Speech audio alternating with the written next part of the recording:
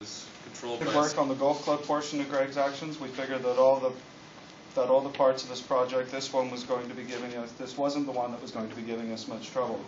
We were pretty wrong about that. As it turned out, getting Greg to swing the club was fairly easy, but getting him to stop driving around, however, was not. Due to the nature of the code used to program Greg to follow the line, having him stop performing an action proved to be a little bit more complicated than expected. As a result of this, Greg the golfer acted a little bit more like Greg Godzilla as he swung his golf club in continuous circles and drove around looking for his precious black tape line to follow. After some major tweaking of Greg's behaviors, we ended up finding a relatively simple solution. Getting Greg to dance came with its own set of troubles. The first of which was the sound sensor. Initially, we'd hoped to get the sound sensor to activate Greg's dance routine, but we ran into a minor issue. The robot itself, when in an effort to navigate the treacherous path that lay before it, was making up noise to set off the sensor repeatedly, causing the undesired effect of premature celebration. As a result, we scrapped the noise sensor in terms of dance initialization and focused more on the dance itself. In order to make Greg dance to the beat of the music, we checked the song's BPM and programmed the robot to do his dance moves with the break set relative to that value. By fiddling with both the drive motors and his golf club motor, we were able to come up with something that we figured was a pretty rad robot dance. And if everyone wants to gather around, we can demonstrate the robot.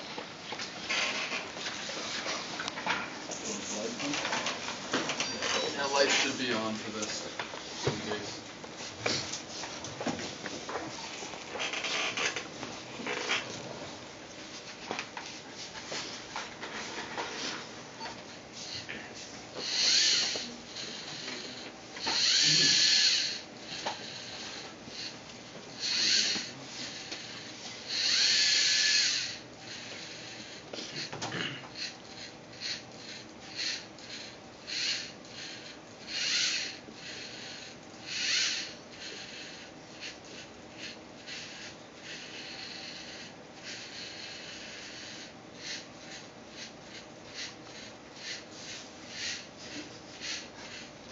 He's a little slow. Gonna watch it do something.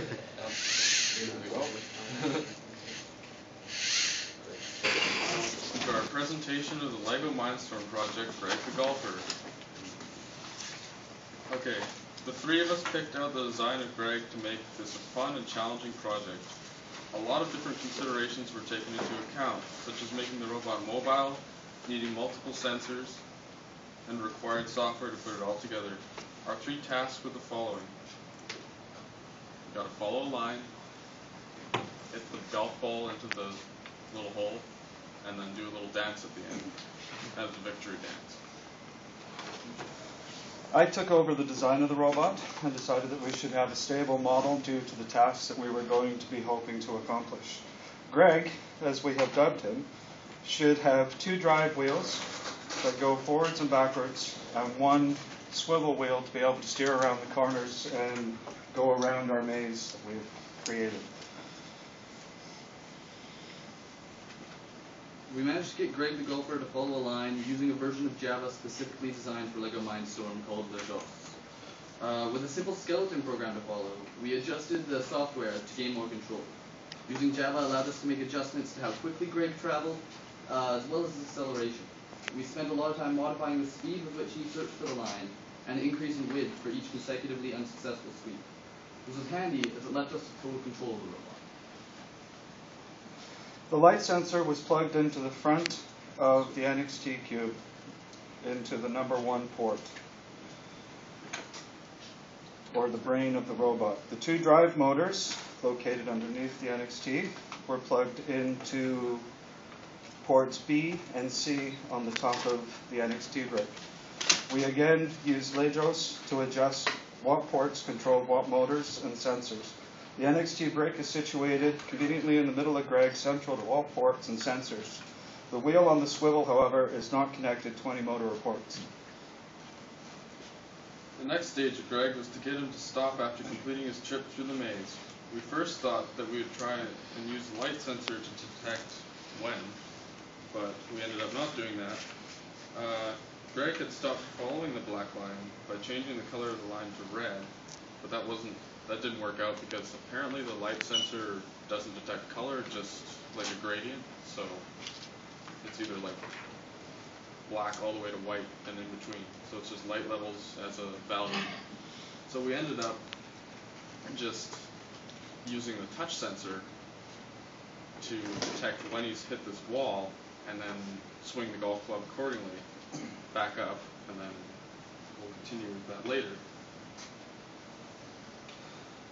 We incorporated a touch sensor on the side of Greg. Our original idea was to change the color of the line, but we were not able to accomplish that. We saw bigger problems going that route, so we decided to use the touch sensor, which would work best for us. We set up the maze to come to an end at the golf hole and built a small wall consisting of books for the touch sensor to bump into like a bumper car. The touch sensor was built onto an arm on the opposite side of Greg to the golf club and extended out front further than the golf club or the light sensor to not interfere with him. This was done for many reasons: for simplicity, counterbalancing, and it made Greg look more proportionate. The touch sensor was plugged into port 2 on the bottom of the NXT cube. Using the touch sensor allowed us to break out of the line following loop that had been created in Lajos and start the next phase of the program. When the touch sensor was pressed, Greg would back up to touch, wait a brief moment, then activate his third motor in order to swing his golf club at a strategically placed golf ball.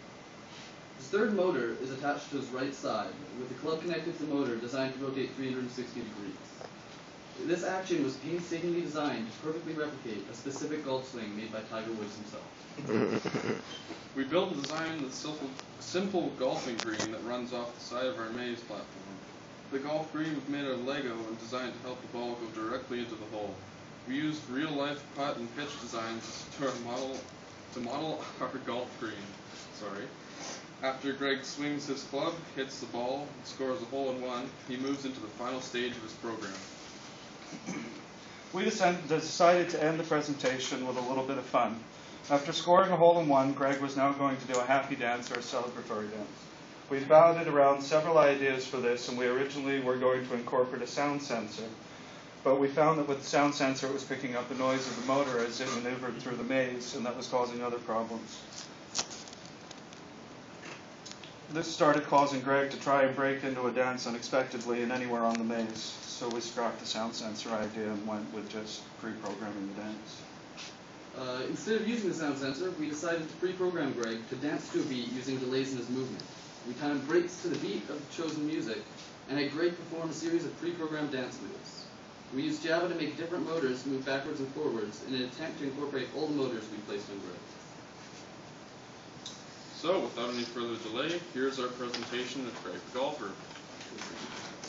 And actually, first, we're going to show you how we built him in a sped-up version.